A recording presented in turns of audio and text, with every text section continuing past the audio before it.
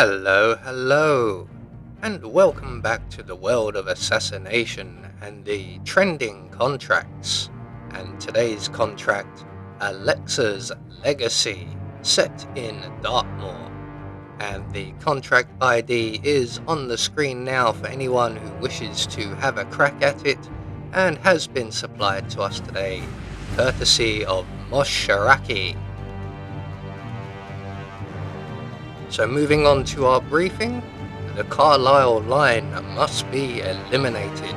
Terminate them at any cost.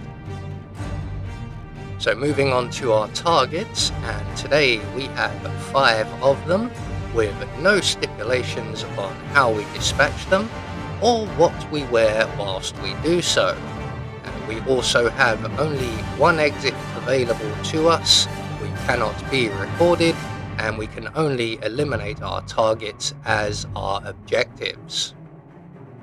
So for today's challenge, we'll be starting as the mansion staff, and we're going to have a remote emetic gas grenade stored up in the changing rooms, and we'll be bringing with us an emetic gas grenade and an emetic syringe, along with our silenced pistol.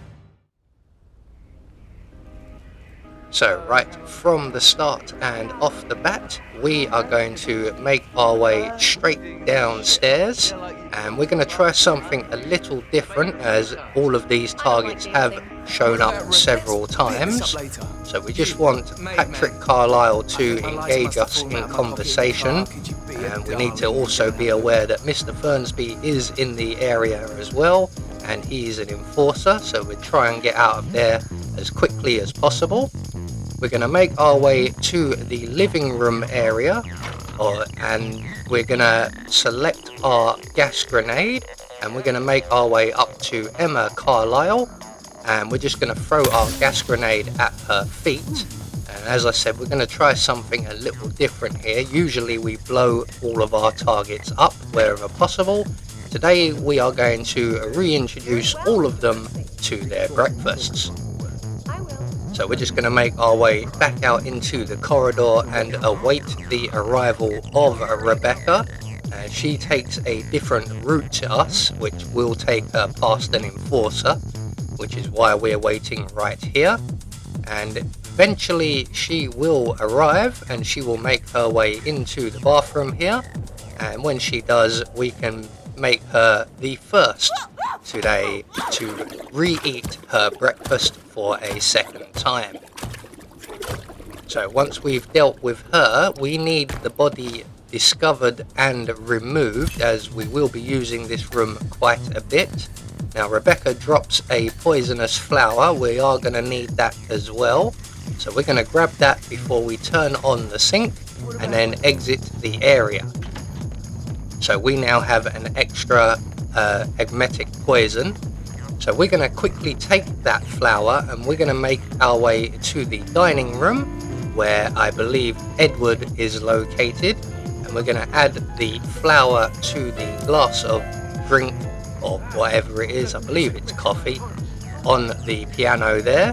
That may, depending on Edward's position or routine, could take a little while. So while we're waiting for that to happen, we're going to make our way to the changing room. We're going to collect up our briefcase and remove the gas grenade, and then return it to the briefcase. And just in the kitchen area, as you would have seen, we also grabbed a packet of rat poison. And eventually Edward will make his way to this bathroom, so we don't have to leave once we're done. And we can then reintroduce the second of the Carlisle siblings to their breakfast once again. So that's 2 down with 3 more to go. And at this point we're going to approach Patrick Carlisle and see if he is currently available. Now there will be an enforcer housekeeping staff member in the area, and he is currently in the area. He's in the corner there, and we need Patrick to engage him in conversation, and when he does, that gentleman will leave. As you can see, he has not yet done so.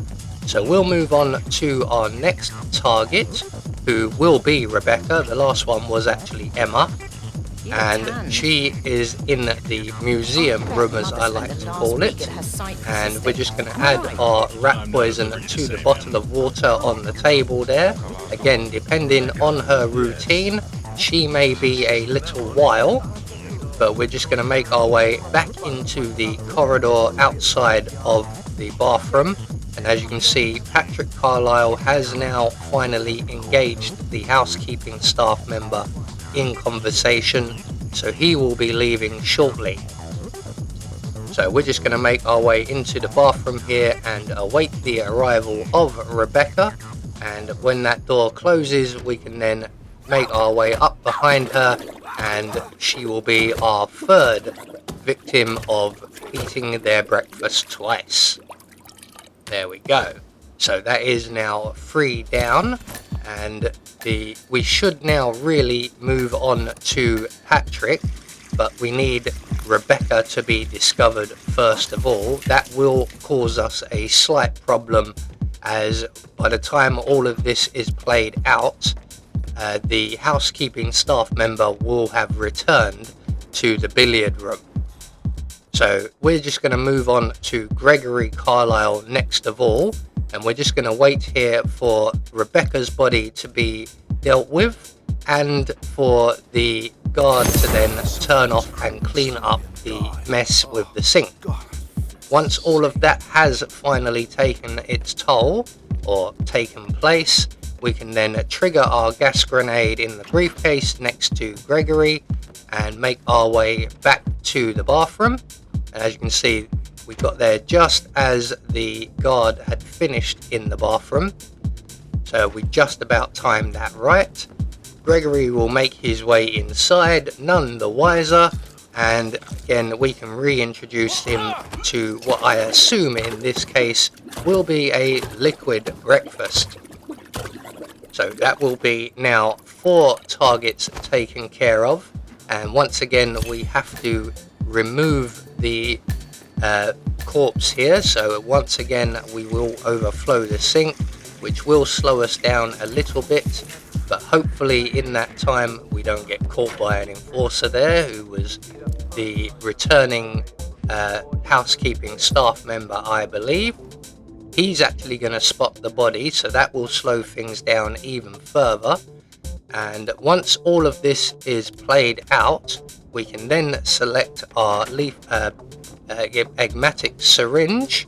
We're going to make our way into the billiard room, and as you can see, the housekeeping staff member is now back in position. They should remain with their back to us. I need a private we can now also engage the female housekeeping staff member in a conversation, where we will ask her to leave, just as Patrick returns to the other enforcer in the room, should I say, and he will send him off to the greenhouse.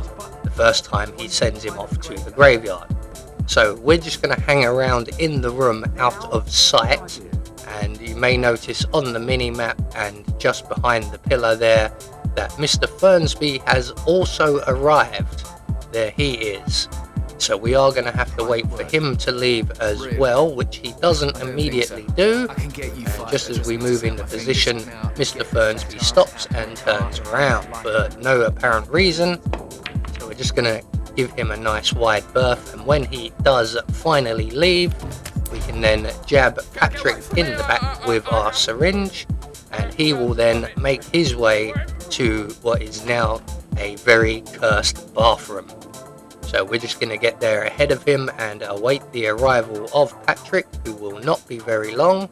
He's making his way straight here, and when he finally arrives, we can then wait for the door to close and reintroduce him to what I would assume would have been a substantial breakfast. It does look a little bit podgy there, to do with some exercise. So that's all of our targets now dealt with. We have only one exit available to us, which is the bridge exit. So we're going to make our way through the living room and out of the back of the property. So that's just to avoid some enforcers, and we can then make our way straight to the bridge exit.